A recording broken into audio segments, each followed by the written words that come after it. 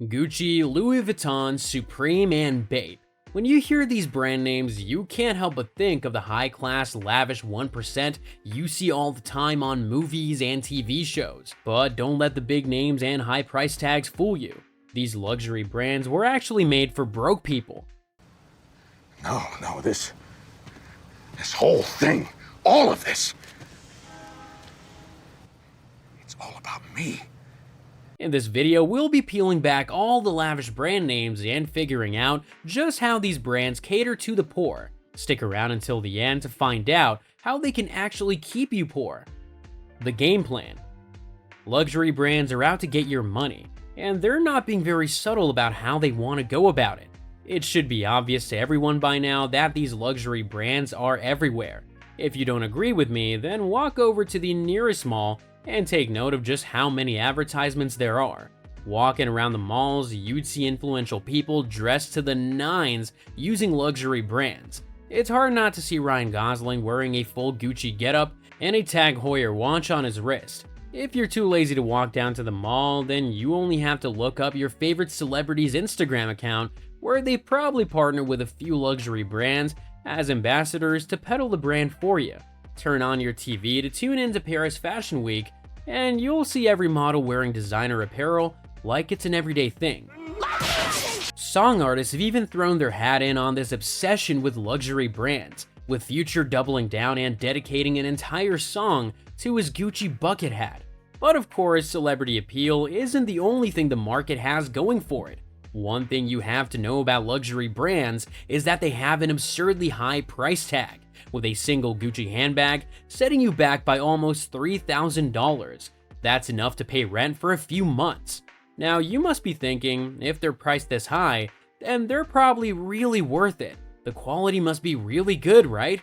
Well, not necessarily. Nowadays, these advertising tactics appeal to one thing and one thing only: social status.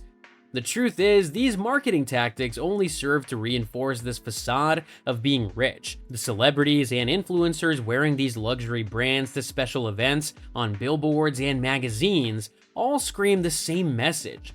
If you want to be like me, then dress like me. And who wouldn't want to be Ryan Gosling? So we spent, almost half a year together, which was really fun. Hey, Rye. Now, dressing like your favorite celebrities requires a hefty price. A Louis Vuitton track jacket does not come cheap.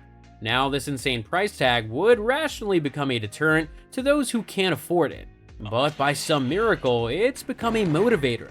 That's because wearing a Gucci or Louis Vuitton or a Rolex means that you can afford to wear that.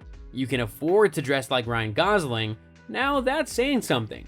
I mean, think about it. If original luxury items were really that good, then why are luxury items so commonly found on counterfeit markets? That's because no one cares about the quality. They only care about the symbol, the brand, ultimately becoming a cosplay for rich people.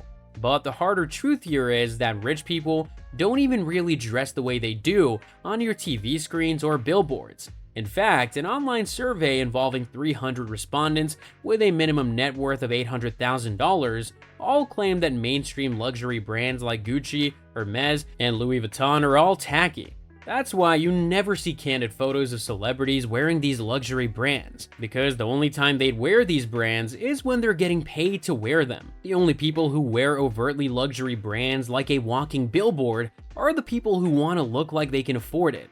So if luxury brands are made for and targeted towards the poor, then that begs the question, what on earth do rich people wear? Quiet luxury concept. The quiet luxury concept, or stealth wealth, as some people call it, is a concept that was brought into the spotlight through HBO's hit show Succession, a show where rich people argue amongst themselves while wearing clothes that cost as much as your car. The only difference is you wouldn't even be able to tell. Quiet luxury is the concept of using luxury brands that are so expensive that only the rich know that they're expensive. Let's take Mark Zuckerberg for example. Mark Zuckerberg is one of the richest people on earth, but his most iconic fashion statement is a plain gray shirt that he usually wears on stage. He even keeps a closet full of these plain gray shirts to keep up with his branding. Now, to the regular audience, they may seem that Mark Zuckerberg is the most humble billionaire on earth, by wearing something as simple as a plain gray shirt to his big conferences.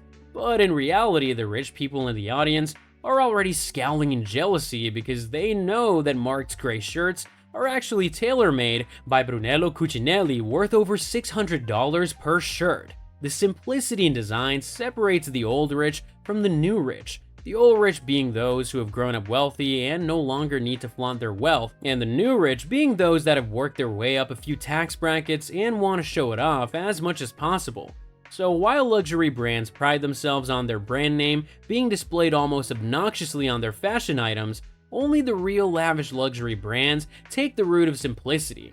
This concept has even started a bit of infighting amongst the rich, where the rich are basically gatekeeping being rich. The old rich look down on the new rich because of one simple concept: they're keeping you poor. These mainstream and in-your-face status symbol luxury brands are made to target the poor just so they could keep the poor in poverty.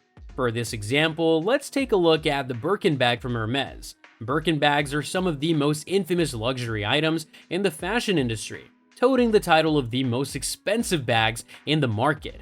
But the price tag isn't the only thing that's keeping this pinnacle of purses out of broke people's hands. Birkin bags require potential buyers to prove their loyalty to the brand first before even getting the chance to buy a Birkin bag, meaning you'd have to show a string of purchases from Hermes to even qualify. Not only is this form of gatekeeping fostering artificial scarcity, but it also makes it so that broke people continue to spend their money on Hermes to even get a chance at it. Think of it as the lottery, but 1,000 times pricier.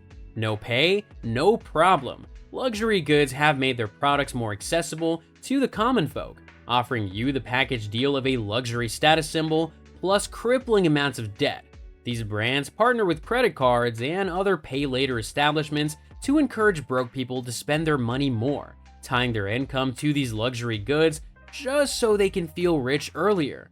Luxury goods have also made it part of their culture to have snobby store staff that purposely ignore you if you come into their stores dressed poorly.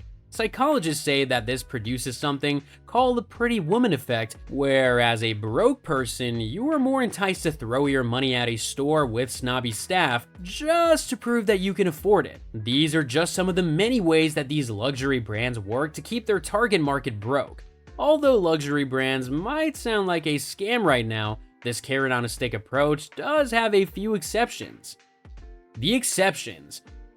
First, there are the collectors and resellers. It's not uncommon to find a few people interested in the history of each luxury piece rather than what the brand represents. Examples of this include sneakerheads, streetwear enthusiasts, and general fashion collectors. Resellers are also an exception to this trend and can be seen as broke people turning a profit on their lavish spending, basically ending the cycle of spending that luxury brands work so hard to reinforce. Studies show that Birkin bags, although expensive, yield an estimated 14.2% return on investment, much higher than gold. And as mentioned before, more and more brands are establishing a middle ground in fashion. This middle ground involves counterfeit luxury products, which can pass as the real thing, but cost half the price. There are also brands like H&M and Zara that try their best to emulate the quiet luxury look at just a quarter of the price, making fashion more acceptable. So, the next time you think about what luxury brand you want to buy, maybe consider why you want to buy it in the first place.